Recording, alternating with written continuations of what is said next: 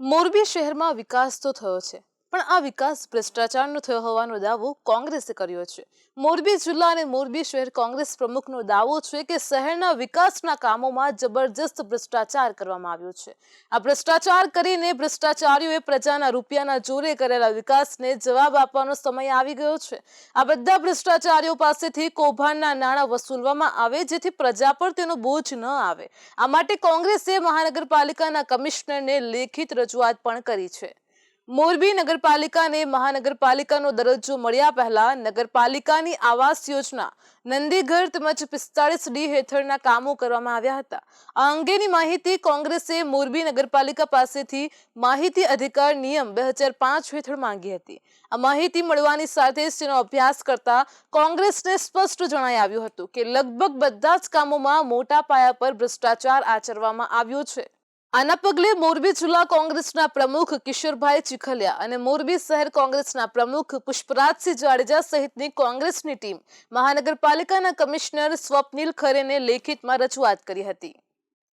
તેઓએ આ રજૂઆતમાં જણાવ્યું હતું કે મોરબી નગરપાલિકાના કૌભાંડમાં જોઈએ તો આવાસ યોજનામાં બનાવવામાં આવેલા આવાસો પૈકી હજુ સુધી કેટલાય આવાસોની સોંપણી કરવામાં નથી આવી.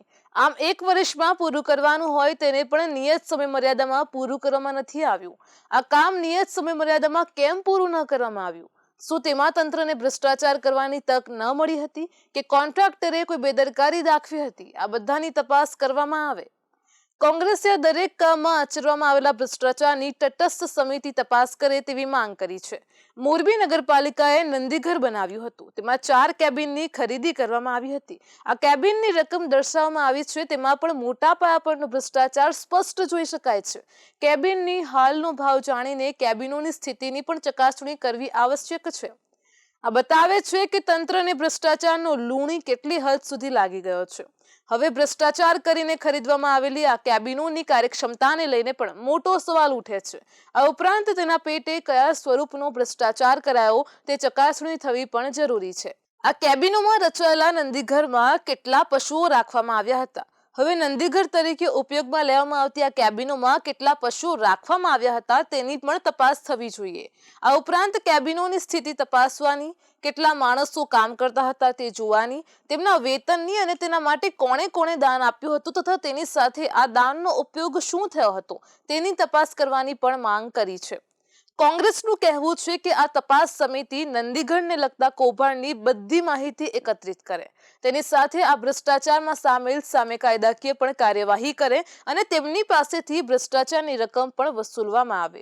જો તંત્ર દ્વારા આ ગેરરીતિ અને કૌભાંડની તપાસ માટે સમિતિ નીમવામાં ન આવી તો કોંગ્રેસ આ બાબતને લઈને મોરબીમાં પ્રજાકીય આંદોલન કરશે. પણ આ પહેલા કોંગ્રેસ આ મુદ્દે તંત્રનો પક્ષ સ્પષ્ટ કરી લેવા માંગે છે. કોંગ્રેસનું કહેવું છે કે અહીં એક વાત સ્પષ્ટ છે કે ભ્રષ્ટાચાર થયો જ છે. હવે તેના પુરાવા આ તપાસ સમિતિ શોધે અને ભ્રષ્ટાચારીઓને નશ્યત કરે. ઉલ્લેખનીય છે કે હાલમાં ગુજરાતમાં જ કોંગ્રેસનું રાષ્ટ્રીય અધિવેશન ચાલી રહ્યું છે. આખા દેશના અગ્રણી કોંગ્રેસી નેતાઓ અહીં આવ્યા છે. તેના કારણે ગુજરાત કોંગ્રેસના કાર્યકરોમાં પણ નવું જોમ આવ્યું છે. તેમને હાકલ કરવામાં આવી છે કે તેઓ તળિયાથી લઈને ટોચ સુધી તંત્રનો ભ્રષ્ટાચાર ખુલ્લો પાડે.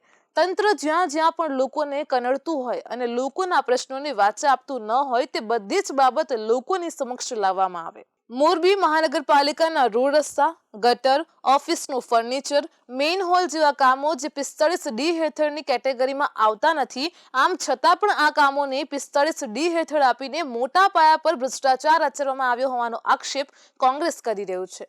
સામાન્ય રકમમાં થતા કામો માટે મોટી મોટી રકમ પણ આપવામાં આવી. જંગી ઓર્ડરો દર્શાવે છે કે આ ભ્રષ્ટાચારનો વિકાસ છે અને તેથી જ હવે આ કામો તંત્રે જે પણ એજન્સીઓને આપ્યા હોય તેણે કરેલા કામોને ચકાસવામાં આવે, તેનું વ્યાજબીપણું પણ જોવામાં આવે. પ્રજાના નાણાંનો ક્યાં ક્યાં દુર્વ્યય થયો છે તે પણ જોવાય, તે પણ જરૂરી છે.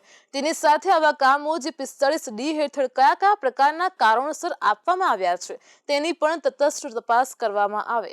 આ ભ્રષ્ટાચારીઓને ખુલ્લા પાડવામાં આવે અને તેમની પાસેથી ભ્રષ્ટાચારની રકમ પણ વસૂલવામાં આવે. કોંગ્રેસનો દાવો છે કે તપાસ સમિતિ તટસ્થ તપાસ હાથ ધરે તો કેટલાય કૌભાંડીઓનો પર્દાફાશ થાય તેમ છે. તેની સાથે તંત્રના સ્વચ્છ વહીવટના દાવાની પણ પોલ ખુલી જાય તેમ છે. કોંગ્રેસનો હાથ પ્રજાના નાણાંના દુર્વ્યય કરનારાઓનો કાંઠલો ચોક્કસ ચાલશે. આ લોકોએ કોઈ એવી જગ્યા બાકી રહેવા દીધી નથી જ્યાં ભ્રષ્ટાચાર થઈ શકે ન. તેમ હોય અથવા તો આ ભ્રષ્ટાચાર કર્યા પછી તે વેરાનું ઊંચું બિલ લોકોના માથે ઝીંકશે તેમ કોંગ્રેસે જણાવ્યું હતું. તેથી ભવિષ્યમાં મોરબીમાં કોઈ પણ પ્રકારના વેરાનો વધારો થયો તો કોંગ્રેસ તેનો વિરોધ કરશે.